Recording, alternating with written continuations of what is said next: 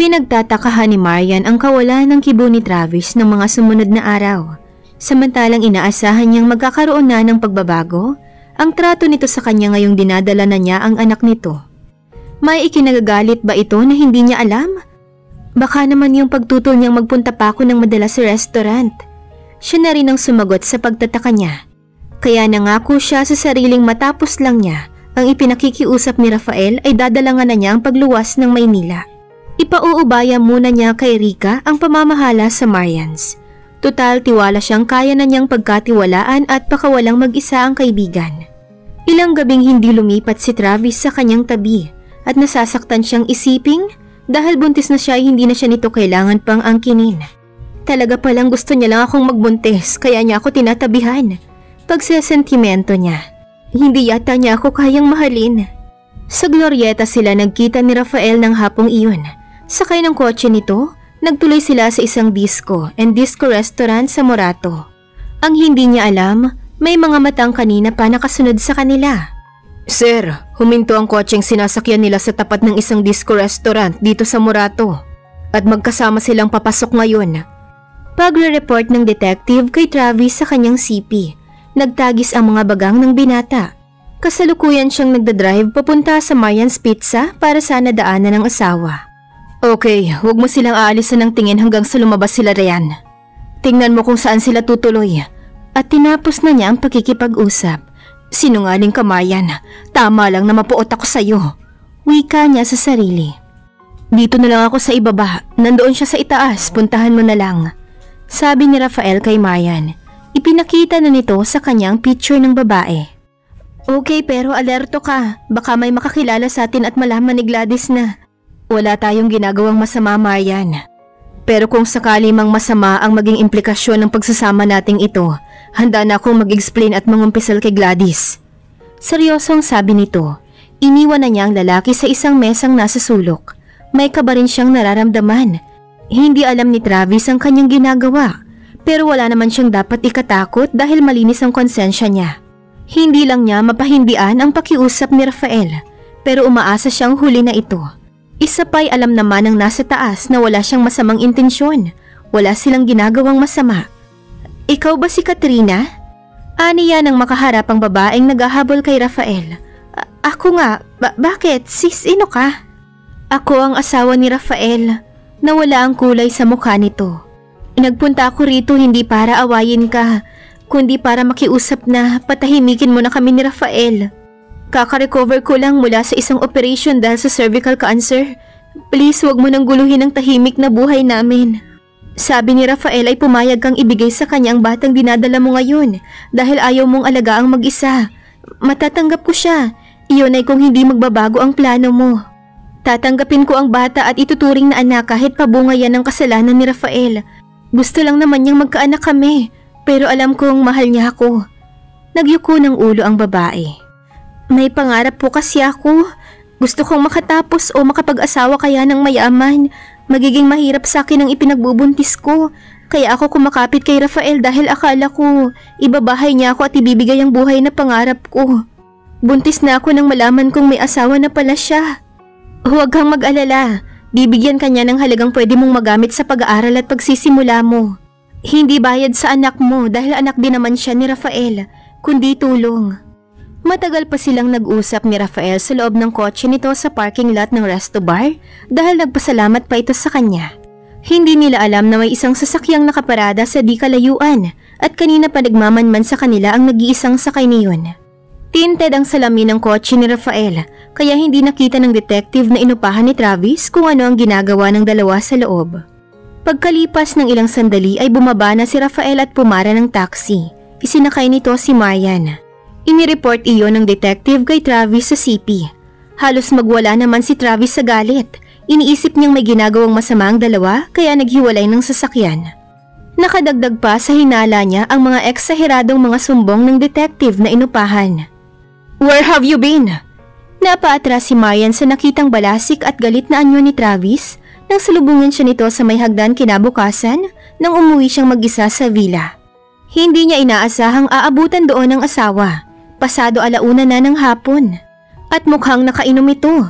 May hawak itong baso ng alak nang salubungin siya. Kinamami ako natulog dahil gabi na kaming nagsara ni Rika.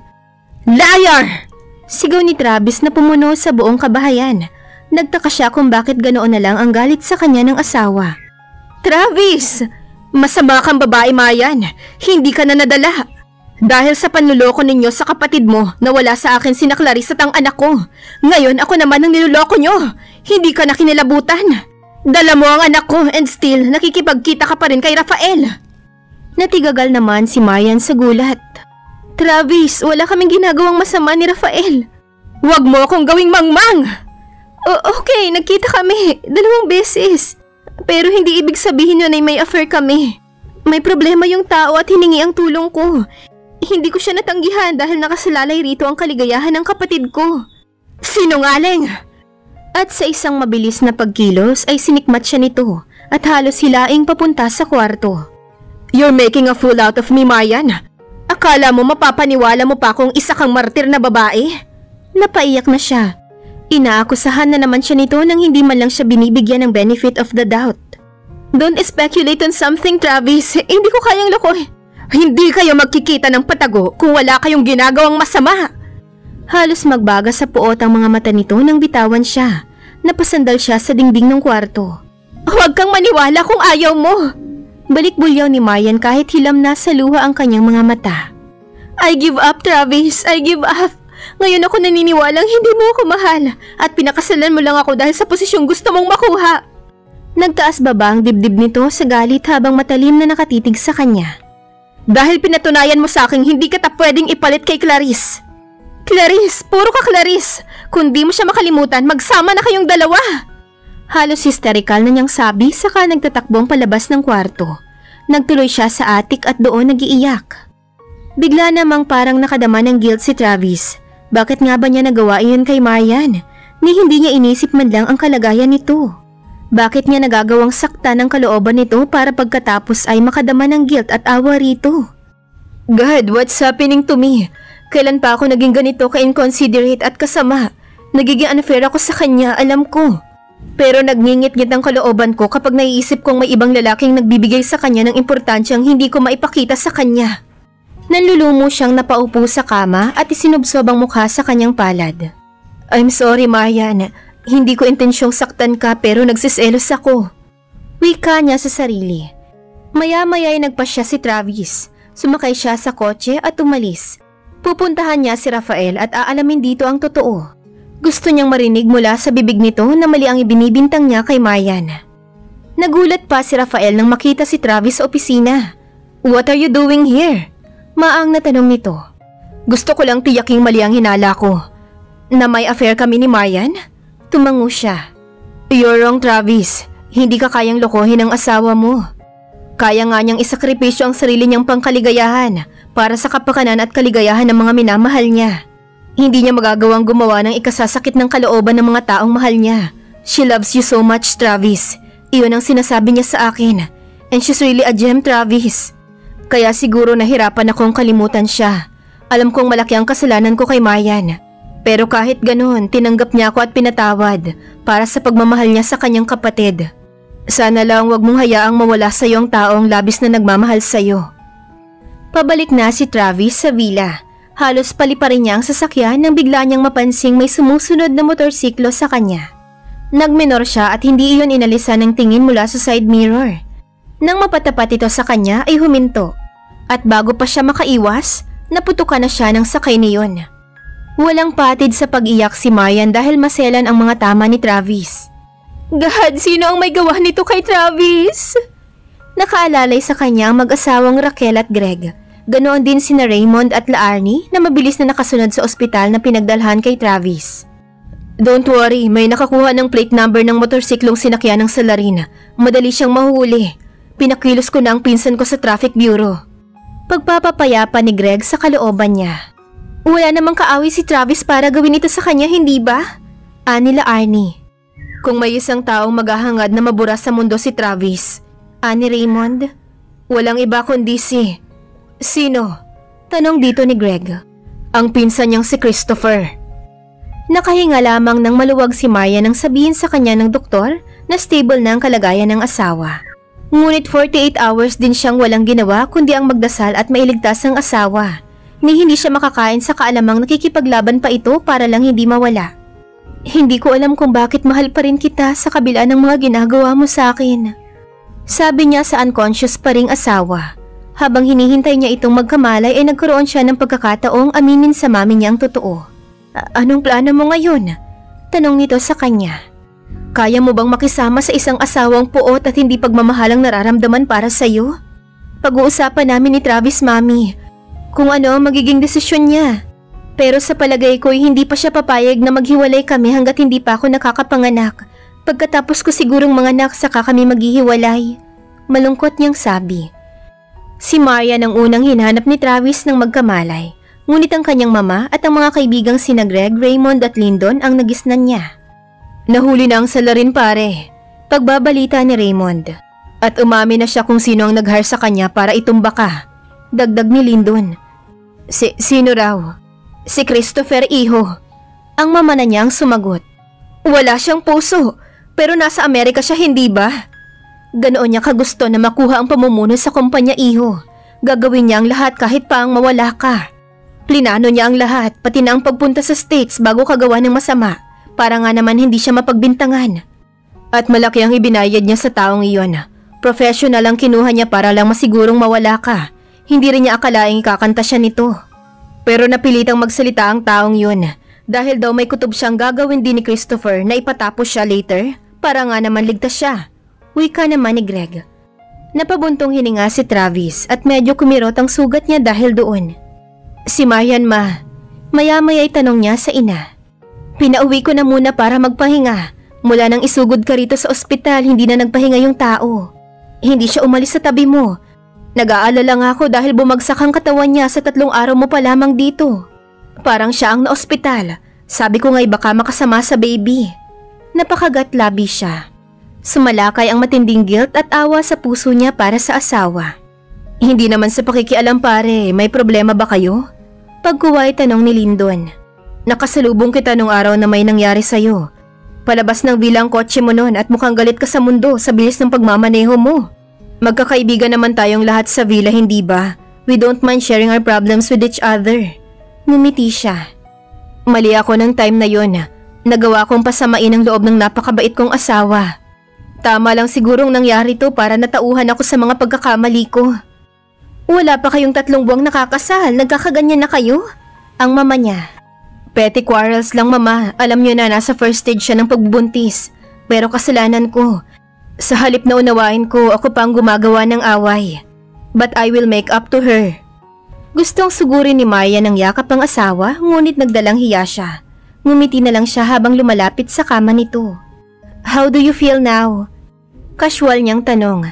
Nagbaba siya ng tingin ngunit alam niyang nakatitig pa rin ito sa kanya. Better. Nakipag-ugnayan na ang DOJ sa US government para hindi na makapagtago pa si Christopher at agad na maipa-deport dito. Tiyak ang malaking kasong haharapin niya pagbalik niya.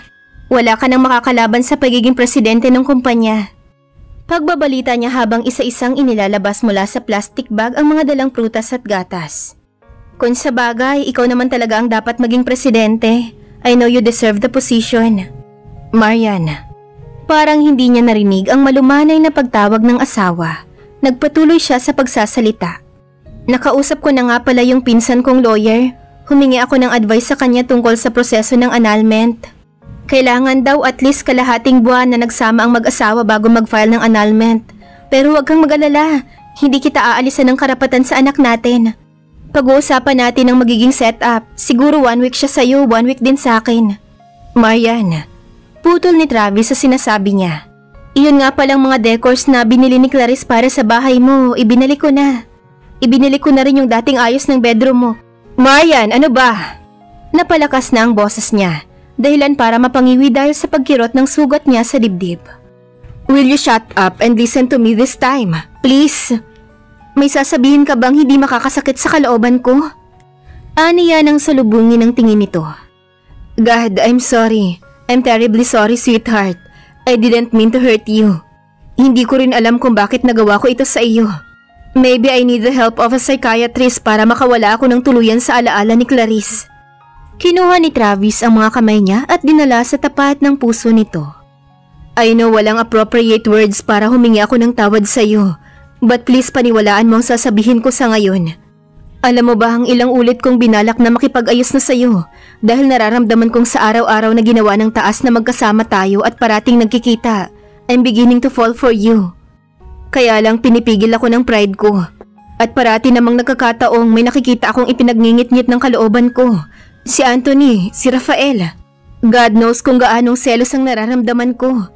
Natatakot akong mabaling ang pansin mo sa kanila dahil naibibigay nila sa iyo ang importansyang hindi ko maipakita.